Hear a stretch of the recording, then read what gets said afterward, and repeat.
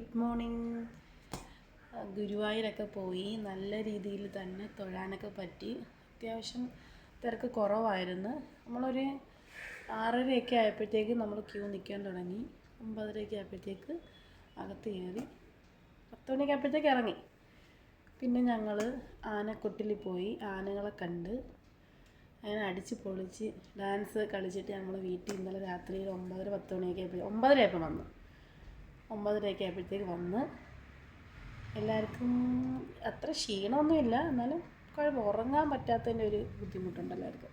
അല്ലാതെ ഒരു കുഴപ്പങ്ങളും കാര്യങ്ങളൊന്നും ഇല്ലായിരുന്നു, ആർക്കും ഇല്ലായിരുന്നു. പിന്നെ ഇന്ന് നമ്മുടെ കൂടെ ഉള്ള പിള്ളേർക്കൊക്കെ ഇന്ന് സ്കൂൾ തുറക്കില്ല, അതുകൊണ്ട് അവർ എഴുന്നേറ്റ് പോയി കാണുമായിരിക്കും. പിന്നെ വേറെ ഇന്ന് നല്ല വെയിലുണ്ട്, നല്ല വെയിൽ. ഇനി കുറച്ച് കഴിയുമ്പോൾ എന്തോന്ന് അറിയത്തില്ല, നല്ല അന്തരീക്ഷം നല്ല ഇതായിട്ട് കിടക്കുന്നു. എല്ലായിടും വെയിലാണോ അതോ മഴയാണോ? അപ്പോൾ നമുക്ക് ഗുരുവായൂർ പോയ വിശേഷങ്ങളൊക്കെ നമുക്ക് ഈ വീഡിയോയിൽ തന്നെ കാണാം. അപ്പം മറക്കരുത്, നമ്മളുടെ വീഡിയോ ഇഷ്ടപ്പെടുവാണെങ്കിൽ ലൈക്ക്, കമൻറ്റ്, പിന്നെ ആദ്യമായിട്ട് കാണുന്നവരാണെങ്കിൽ സബ്സ്ക്രൈബും ചെയ്യണം. നമുക്ക് ഇപ്പം നമ്മൾ സബ്സ്ക്രൈബ് 800 ആയി കേട്ടോ.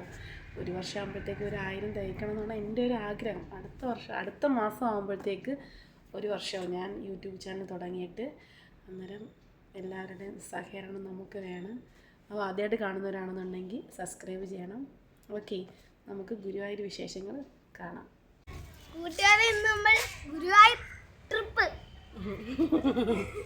ഗുരുവായൂർ ട്രിപ്പ് ഡുഡുവിനെല്ലാം പറയണുണ്ടോ? ഡുഡുവിന് എന്താ പറയണോ? ഡുഡുവിന് എന്തോ പറയണമെന്ന്. എന്ത് പറയണ്ടെന്ന്? ഹായ് പറ. ഞങ്ങൾ ഗുരുവായൂർ പോയിട്ട് വരാം.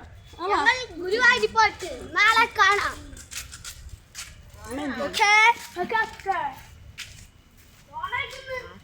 ആരുമല്ല, നമ്മൾ ബസ്സിലോട്ട് കയറാൻ പോവുകയാണ്. ആ ബസ്സിലെ യാത്ര കാണാം.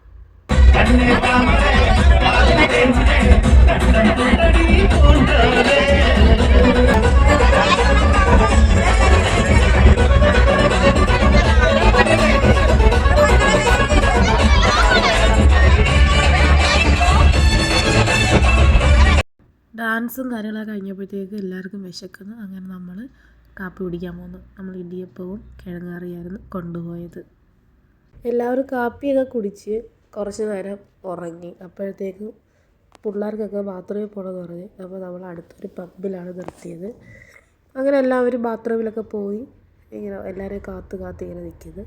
ഇനി നമുക്ക് എല്ലാവർക്കും വണ്ടിയിലോട്ട് കയറാം.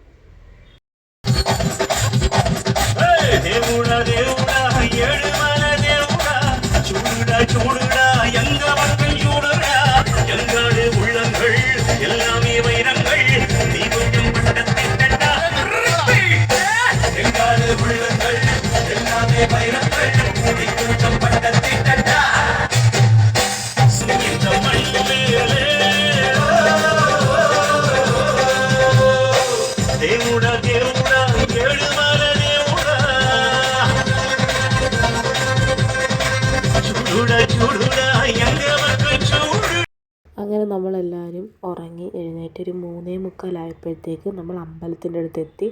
അവിടെ ഒരു റൂം എടുത്ത് എല്ലാവരും കുളിച്ച് ഫ്രഷായി കൊണ്ട് എല്ലാവരും സാരിയും സെറ്റും കൊണ്ടൊക്കെ എടുത്ത് നിൽക്കുന്നത്.